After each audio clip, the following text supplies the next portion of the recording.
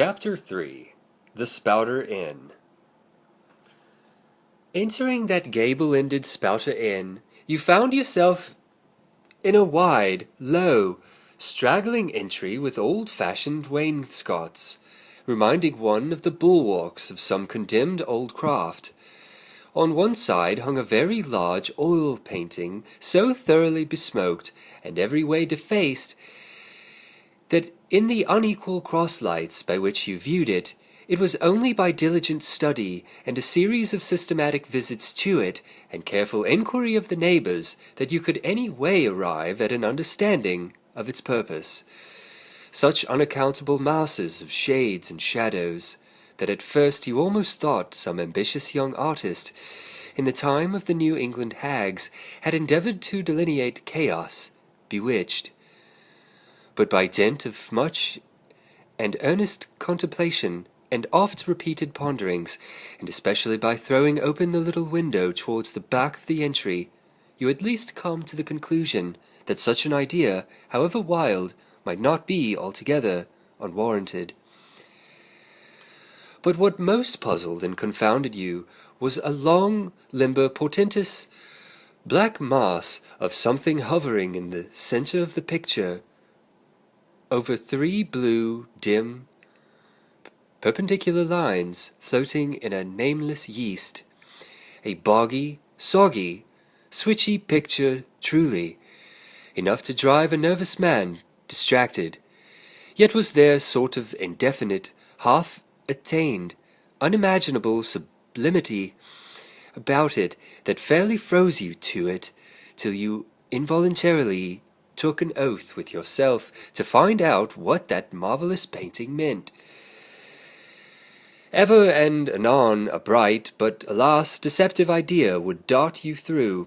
It's the Black Sea in a midnight gale. It's the unnatural combat of the four primal elements. It's a blasted heath. It's a Hyperborean winter scene. It's the breaking up of the ice-bound stream of time.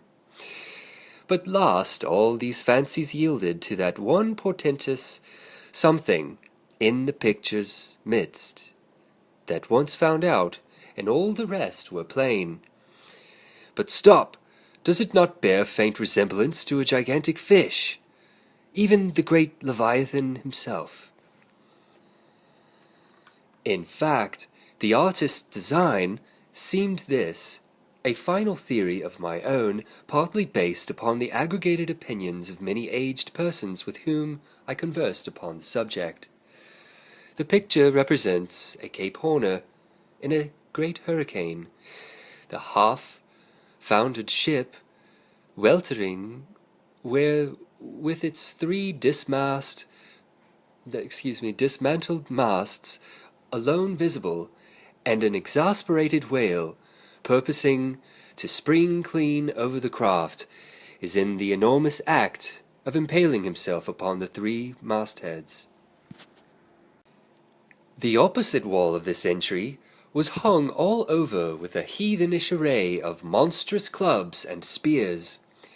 Some were thickly set with glittering teeth, resembling ivory saws. Others were tufted with knots of human hair, and one was sickle-shaped with a vast handle sweeping round like the segment made in a new-mown grass by a long-armed mower. You shuddered as you gazed, and wondered what monstrous cannibal and savage could ever have gone a death-harvesting with such a hacking, horrifying implement. Mixed with these were rusty old whaling lances and harpoons, all broken and deformed. Some were storied weapons, with this once long lance, now wildly elbowed. 50 years ago did Nathan Swain kill 15 whales between a sunrise and a sunset, and that harpoon, so like a corkscrew now, was flung in Javan seas, and run away with by a whale years afterwards slain off the Cape of Blanco. The original iron entered nigh the tail, and just a restless needle sojourning in the body of a man travelled full 40 feet, and at last was found embedded in the hump. Crossing this dusky entry, and on through yon low arched way, cut through what in old times must have been a great central chimney with fireplaces all round, you enter the public room, a still duskier place is this, with such low, ponderous beams above, and such old wrinkled planks beneath, that you would almost fancy you trod some old craft's cockpits, especially of such a howling night, when this corner-anchored old ark rocked so furiously. On one side stood a long, low, shelf-like table covered with cracked glass cases, filled with dusty rarities, gathered from this wide world's remotest nooks. Projecting from the further angle of the room, standing a dark-looking den, the bar, a rude attempt at a right whale's head. Be that how it may, there stands the vast arched bone of that whale's jaw, so wide a couch might almost drive beneath it. Within are shabby shelves, ranged round with old decanters, bottles, flasks, and in those jaws of swift destruction, like another cursed Jonah, by which name indeed they called him, bustles a little withered old man, who, for their money, dearly sells the sailors deliriums and death. Abominable are the tumblers into which he pours his poison, though true cylinders without, within the villainous green goggling glasses deceitfully tapered downwards to a cheating bottom. Parallel meridians rudely pecked into the glass surround these footpads goblets. Fill to this mark, and your charge is but a penny.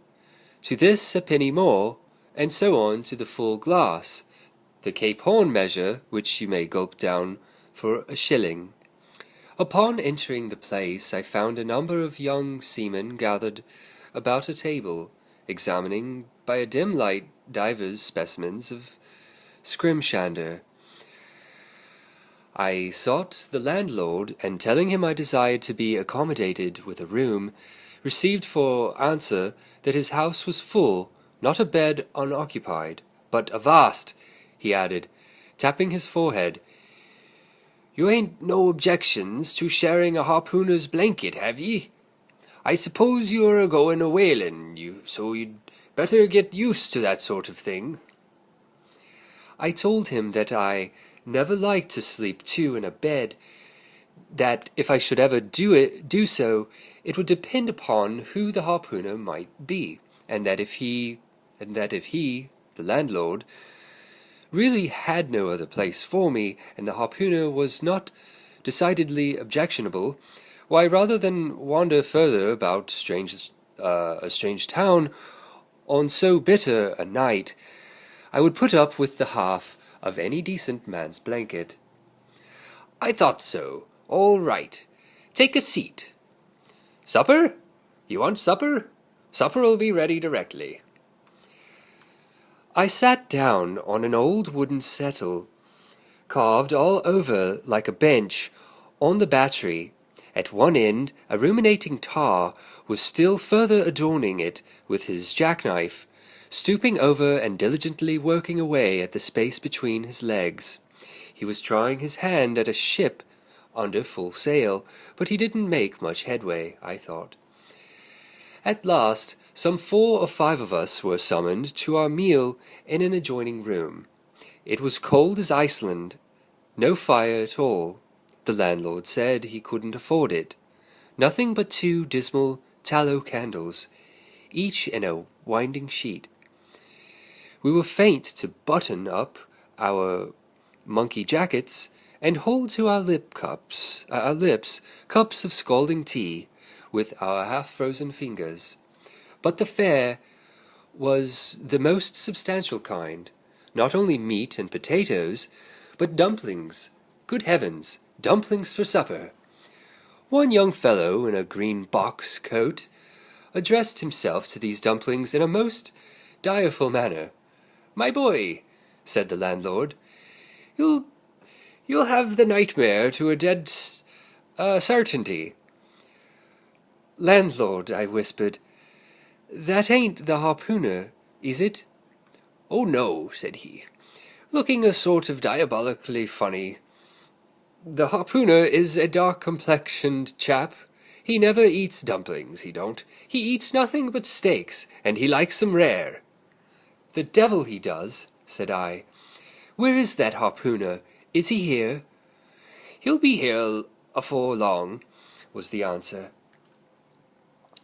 I could not help it, but I began to feel suspicious of this dark-complexioned harpooner. At any rate, I made up my mind that if it so turned out that we should sleep together, we must undress and get into bed. He must undress and get into bed before I did. Supper over, the company went back to the bar-room, when, knowing not what else to do with myself, I resolved to spend the rest of the evening as a looker-on.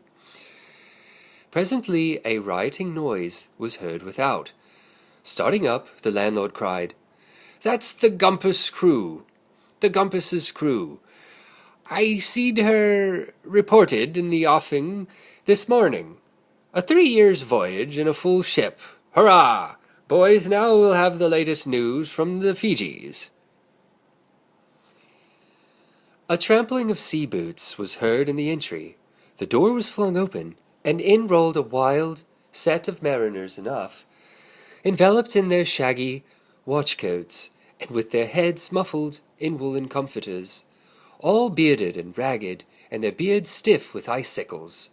They seemed an eruption of bears from Labrador. They had just landed from their boat, and this was the first house they entered. No wonder, then, that they made a straight wake for the whale's mouth, the bar, when the wrinkled little old Jonah, there officiating, soon poured them out, brimmers all round. One complained of a bad cold in his head, upon which Jonah mixed him a pitch-like potion of gin and molasses, which he swore was a sovereign cure for all colds and catarrhs whatsoever, never mind of how long-standing, or whether caught off the coast of Labrador, or in the weather side of an ice island. The liquor soon mounted in their heads, as it generally does, even with the arrantest toppers newly landed from sea, and they began capering about most obstreperously. I observed, however, that one of them held somewhat aloof, and though he seemed desirous not to spoil the hilarity of his shipmates by his own sober face, yet upon the whole he refrained from making as much noise as the rest. This man interested me at once, and since the sea gods had ordained that he should soon become my shipmate, though but a sleeping partner one, so far as this narrative is concerned, I will here venture upon a little description of him. He stood full 6 feet in height, with noble shoulders, and a chest like a cofferdam. I have seldom seen such brawn in a man. His face was deeply brown and burnt, making his white teeth dazzling by the contrast, while in the deep shadows of his eyes floated some reminiscence that did not seem to give him much joy. His voice at once announced that he was a Southerner, and from his fine stature I thought he might be one of those tall mountaineers from the Alleghanian Ridge in Virginia. When the revelry of his companions had mounted to its height, this man slipped away unobserved, and I saw no more of him till he became my comrade on the sea. In a few minutes, however, he was missed by his shipmates, and being, it seems, for some reason, a huge favourite with them, they raised a cry of "Bulkington! Bulkington! Where's Bulkington?" and darted out of the house in pursuit of him. It was now about 9 o'clock, and the room seemed almost supernaturally quiet after these orgies. I began to congratulate myself upon a little plan that had occurred to me just previous to the entrance of the seaman. No man prefers to sleep two in a bed. In fact, you would a good deal rather not sleep with your own brother. I don't know how it is, but people like to be private when they are sleeping. And when it comes to sleeping with an unknown stranger, in a strange inn, in a strange town, and that stranger a harpooner, then your objections indefinitely multiply. Nor was there any earthly reason why I, as a sailor, should sleep two in a bed, more than anybody else, for sailors no more sleep two in a bed at sea than bachelor kings do ashore. To be sure, they all sleep together in one apartment, but you have your own hammock, and cover yourself with your own blanket, and sleep in your own skin. The more I pondered over this harpooner, the more I abominated the thought of sleeping with him. It was fair to presume that being a harpooner, his linen, or woolen, as the case might be, would not be of the tidiest, certainly not the finest. I began to twitch all over. Besides, it was getting late, and my decent harpooner ought to be home and going bedwards. Suppose now he should tumble in upon me at midnight. How could I tell from what vile hole he had been coming? "Landlord! I've changed my mind about the harpooner. I shan't sleep with him. I'll try the bench here." "Just as you please. I'm sorry I can't spare ye a tablecloth for a mattress, and it's a plaguey rough board here." Feeling of the knots and notches, but wait a bit, Scrimshander, I've got a carpenter's plane there in the bar. Wait, I say, and I'll make ye snug enough. So saying, he procured the plane, and with his old silk handkerchief, first dusting the bench, vigorously set to planning away at my bed, the while grinning like an ape. The shavings flew right and left, till at last the plain iron came bump against an indestructible knot. The landlord was near spraining his wrist, and I told him for heaven's sake to quit. The bed was soft enough to suit me, and I did not know how all the planning in the world could make eider down of a pine plank. So gathering up the shavings with another grin, and throwing them into the great stove in the middle of the room, he went about his business, and left me in a brown study. I now took the measure of the bench, and found that it was a foot too short, but that could be mended with a chair. But it was a foot too narrow, and the other bench in the room was about 4 inches higher than the plain one. So there was no yoking them. I then placed the first bench lengthwise along the only clear space against the wall, leaving a little interval between, for my back to settle down in. But I soon found that there came such a draught of cold air over me from under the sill of that window that this plan would never do at all, especially as another current from the rickety door met the one from the window, and both together formed a series of small whirlwinds in the immediate vicinity of the spot where I had thought to spend the night. The devil fetch that harpooner, thought I. But stop! Couldn't I steal a march on him, bolt his door inside, and jump into his bed, not to be wakened by the most violent knockings? It seemed no bad idea, but upon second thoughts I dismissed it, for who could tell but what the next morning, so soon I popped out of the room, the harpooner might be standing in the entry, all ready to knock me down.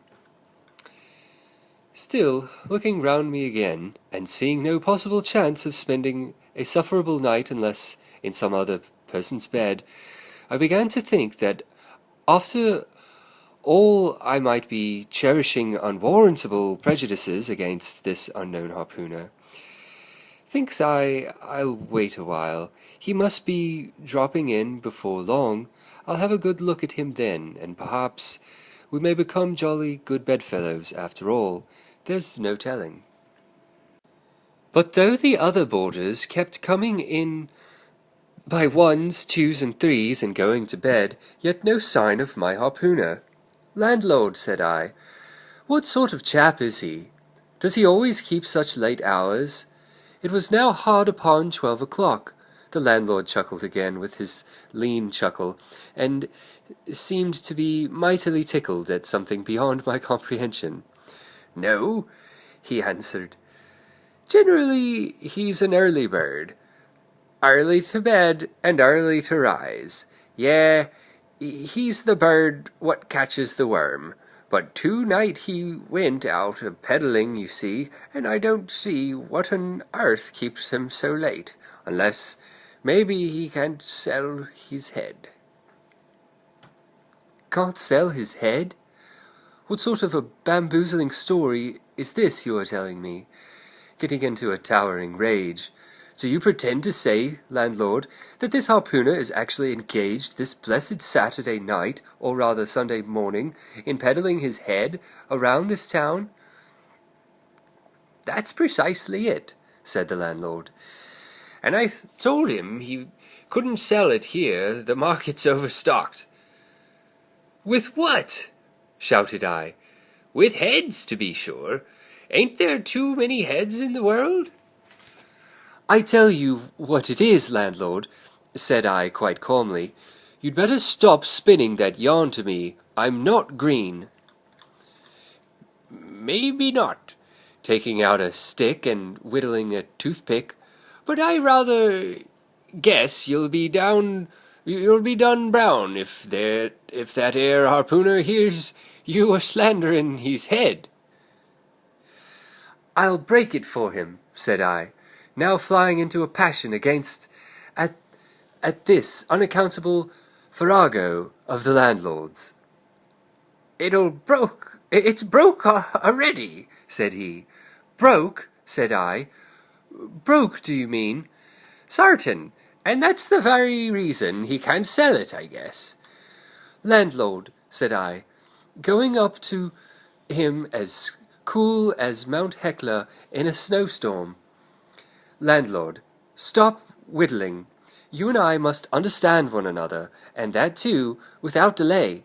I come to your house and want a bed. You tell me you can only give me half a one, that the other half belongs to a certain harpooner, and about this harpooner whom I have yet to see, whom I have not yet seen, you persist in telling me the most mystifying and exasperating stories, tending to beget in me an uncomfortable feeling towards the man whom you desire for my bedfellow, a sort of concoction, landlord, which is an intimate and confidential one in the highest degree.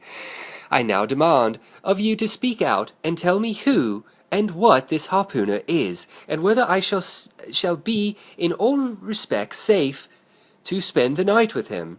And in the first place, you should be so good as to unsay that story about selling his head, which, if true, I take to be good evidence that this harpooner is stark mad, and I've no idea of sleeping with a madman. And you, sir, landlord, you, sir, by trying to induce me to do so knowingly, would thereby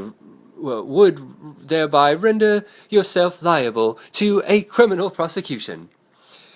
"Wall," said the landlord, fetching a long breath, "that's a pretty long sarmon for a chap that rips a little now and then. But be easy.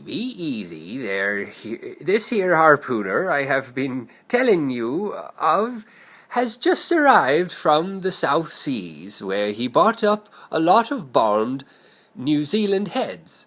Great curious, you know, and he's sold all in 'em but one, and that one he's trying to sell tonight, 'cause tomorrow's Sunday, and it would not do to be selling human heads about the streets when folks is going to churches. He wanted to last Sunday, but I stopped him just as he was going out the door with 4 heads strung on a string, for all the earth like a string of onions. This account cleared up the otherwise unaccountable mystery, and showed that the landlord, after all, had had no idea of fooling me, but at the same time, what could I think of a harpooner who stayed out of a Saturday night, clean into the holy Sabbath, engaged in such a cannibal business as selling the heads of dead idolaters? Depend upon it, landlord, that harpooner is a dangerous man. He pays regular, was the rejoinder. But come, it's a nice bed. Sal and me slept in that air bed the night we were spliced. There's plenty of room for 2 to kick about in that bed. It's an almighty big bed, that. Why, afore we give it up, Sal used to put our Sam and little Johnny in the foot of it. But I got a dreaming and sprawling about one night, and somehow Sam got pitched on the floor, and came near breaking his arm. Arter that, Sal said it wouldn't do. Come along here, I'll give ye a glim in a jiffy.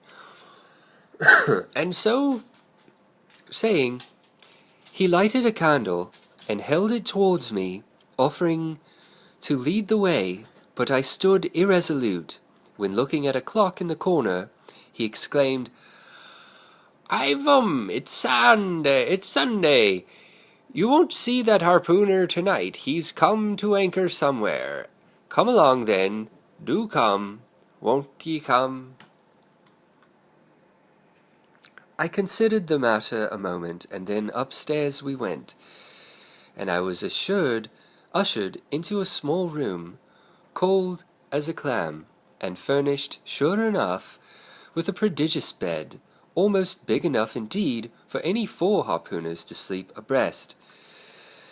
There, said the landlord, placing the candle on a crazy old sea chest that did double duty as a washstand and centre table. There, make yourself comfortable now, and good night to ye. I turned round from eyeing the bed, but he soon disappeared. Folding back the counterpane, I stood over the bed. Though none of the most elegant, it yet stood the scrutiny tolerably well. I then glanced round the room, and besides the bedstand and centre table, could see no other furniture belonging to the place but a rude shelf, the 4 walls, and a papered fireboard representing a man striking a whale. Of things not properly belonging to the room, there was a hammock lashed up and thrown upon the floor in one corner, also a large seaman's bag containing the harpooner's wardrobe, no doubt in lieu of a land trunk. Likewise, there was a parcel of outlandish bonefish hooks on the shelf over the fireplace, and a tall harpoon standing at the head of the bed. But what is this on the chest? I took it up, and held it close to the light, and felt it, and smelt it, and tried every way possible to arrive at some satisfactory conclusion concerning it. I can compare it to nothing but a large doormat, ornamented at the edges with little tinkling tags, something like the stained porcupine quills round an Indian moccasin. There was a hole or slit in the middle of this mat, as you see the same in South American ponchos. But could it be possible that any sober harpooner would get into a doormat and parade the streets of any Christian town in that sort of guise? I put it on to try it, and it weighed me down like a hammer, being uncommonly shaggy and thick, and I thought a little damp, as though this mysterious harpooner had been wearing it of a rainy day. I went up in it to a bit of glass stuck against the wall, and never saw such a sight in my life. I tore myself out of it in such a hurry that I gave myself a kink in the neck. Ooh. I sat down on the side of the bed and commenced thinking about this head-peddling harpooner and his doormat. After thinking some time on the bedside, I got up and took off my monkey jacket, and then stood in the middle of the room thinking. I then took off my coat and thought a little more in my shirt sleeves, but beginning to feel very cold now, half undressed as I was, and remembering that the landlord said about the harpooners not coming home at all that night, I began it being so very late, made no more ado, but jumped out of my pantaloons and boots, and then blowing out the light tumbled into bed and commended myself to the care of heaven. Whether that mattress was stuffed with corn cobs or broken crockery, there is no telling, but I rolled about a good deal and could not sleep for a long time. At last I slid off into a light doze, and had pretty nearly made a good offing towards the land of Nod, when I heard a heavy footfall in the passage, and saw a glimmering of light come into the room from under the door. Lord save me, thinks I, that must be the harpooner, the infernal head-peddler. But I lay perfectly still, and resolved not to say a word till spoken to. Holding a light in one hand, and that identical New Zealand head in the other, the stranger entered the room, and without looking towards the bed, placed his candle a good way off from me on the floor in one corner, and then began working away at the knotted cords of the large bag I before spoke of being in the room. I was all eagerness to see his face, but he kept it averted for some time, while employed in unlacing the bag's mouth. This accomplished, however, he turned round, when, good heavens, what a sight! Such a face! It was of a dark purplish yellow colour, here and there stuck over with large blackish-looking squares. Yes, it's just as I thought. He's a terrible bedfellow. He's been in a fight, got dreadfully cut, and here he is just from the surgeon. But at that moment he chanced to turn his face so towards the light that I plainly saw they could not be sticking plasters at all, those black squares on his cheeks. They were stains of some sort or other. At first I knew not what to make of this, but soon an inkling of the truth occurred to me. I remember a story of a white man, a whaleman too, who, falling among the cannibals, had been tattooed by them. I concluded that this harpooner, in the course of his distant voyages, must have met with a similar adventure. And what it is, thought I, after all, it's only his outside. A man can be honest in any sort of skin. By then, what to make of his unearthly complexion, that part of it, I mean, lying round about, and completely independent of the squares of tattooing. To be sure, it might be nothing but a good coat of tropical tanning, but I never heard of a hot sun's tanning a white man into a purplish yellow one.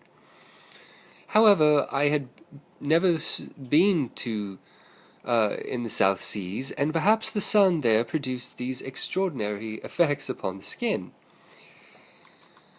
Now, while all of these ideas were passing through me like lightning, this harpooner never noticed me at all, but after some difficulty having opened his bag, he commenced fumbling in it, and presently pulled out a sort of tomahawk and a sealskin wallet with the hair on.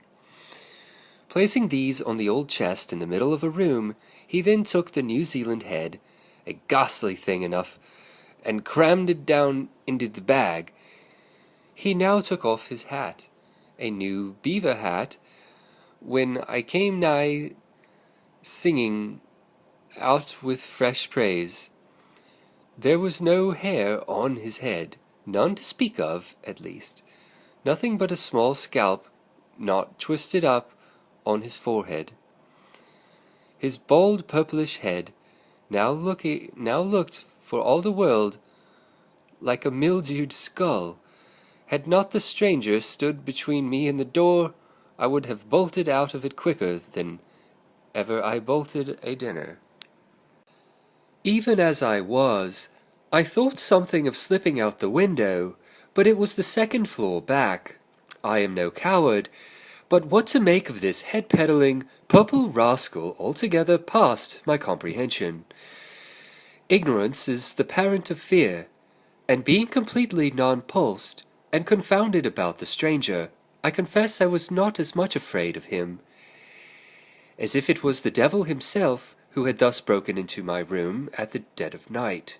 In fact, I was so afraid of him that I was not game enough just to address him and demand a satisfactory answer concerning what seemed inexplicable in him.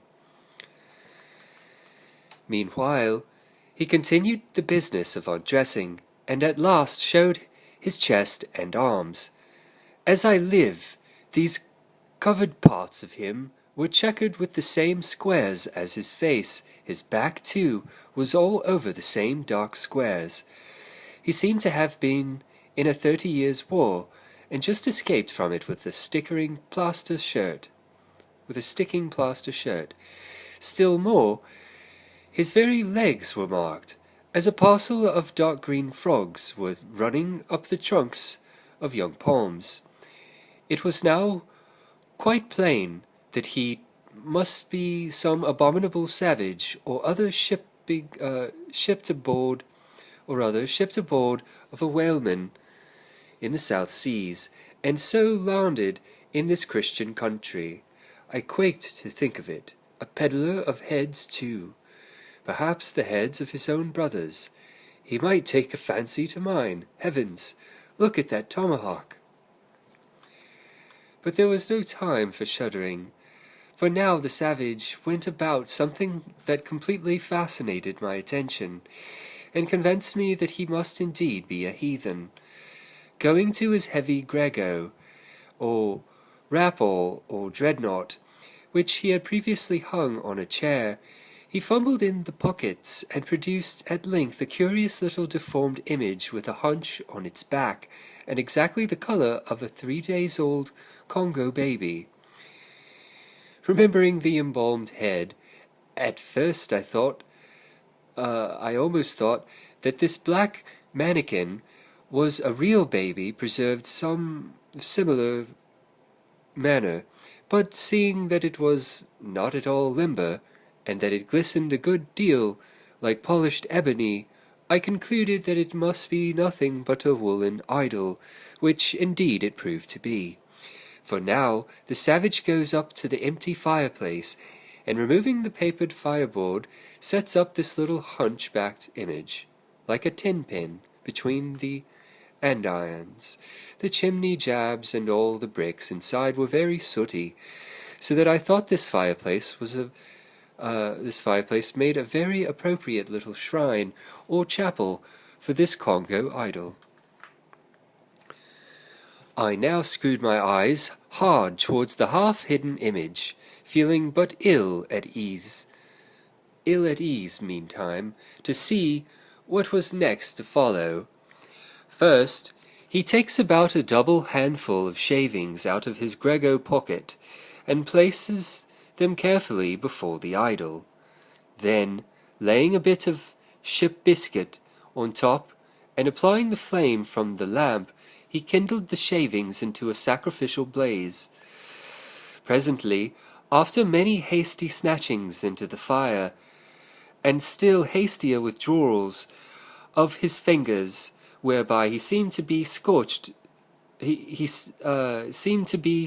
them badly, he at last succeeded in drawing out the biscuit. Then, blowing off the heat and ashes a little, he made a polite offer of it to the little negro. But the little devil did not seem to fancy such dry sort of fare, at all. He never moved his lips. All these strange antics were accompanied by still stranger guttural noises from the devotee, who seemed to be praying in a sing-song or else singing some pagan psalmody or other, during which his face twitched about in the most unnatural manner. At last, extinguishing the fire, he took the idol up very unceremoniously and bagged it again in his grego pocket, as carelessly as if he were a sportsman bagging a dead woodcock. All these queer proceedings increased my uncomfortableness, and seeing him now exhibiting strong symptoms of concluding his business operations and jumping into bed with me, I thought it was high time, now or never, before the light was put out, to break the spell in which I had so long been bound. But the interval I spent in deliberating what to say was a fatal one. Taking up his tomahawk from the table, he examined the head of it for an instant, and then holding it to the light, with his mouth at the handle, he puffed out great clouds of tobacco smoke. The next moment the light was extinguished, and this wild cannibal, tomahawk between his teeth, sprang into bed with me. I sprang out, I could not help it now, and giving a sudden grunt of astonishment, he began feeling me. Stammering out something I knew not what, I rolled away from him against the wall, and then conjured him, whoever or whatever he might be, to keep quiet and let me get up and light the lamp again. But his guttural responses satisfied me at once that he but ill comprehended my meaning. "Who the devil you?" he at last said. "You no speaky da me, I kill ye." And so saying, the lighted tomahawk began flourishing about me in the dark. "Landlord, for God's sake, Peter Coffin!" shouted I. "Landlord, watch, Coffin, angel, save me! Speak ye, tell me who ye be, or damn me, I kill ye." Again growled the cannibal, while his horrid flourishings of the tomahawk scattered the hot tobacco ashes about me till I thought my linen would get on fire. But thank heaven, at that moment the landlord came into the room, light in hand, and leaping from the bed I ran up to him. "Don't be afraid now," said he, grinning again. "Queequeg here wouldn't harm a hair on your head."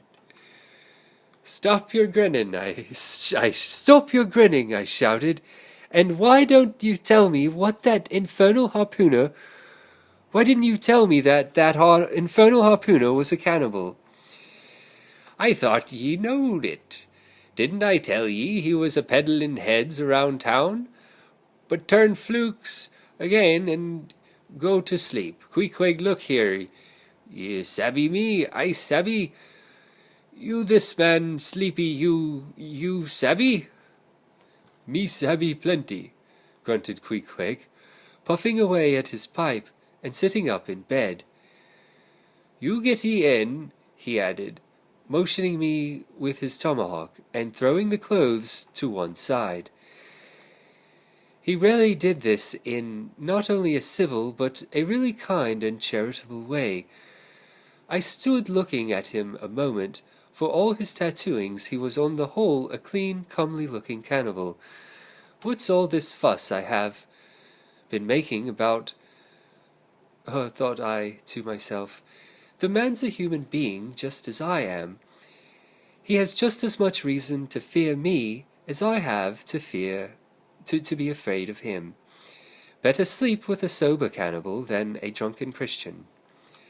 "Landlord," said I, "tell him to stash his tomahawk there, or pipe, or whatever you call it. Tell him to stop smoking, in short, and I will turn in with him. But I don't fancy having a man smoking in bed with me. It's dangerous, besides. I ain't insured."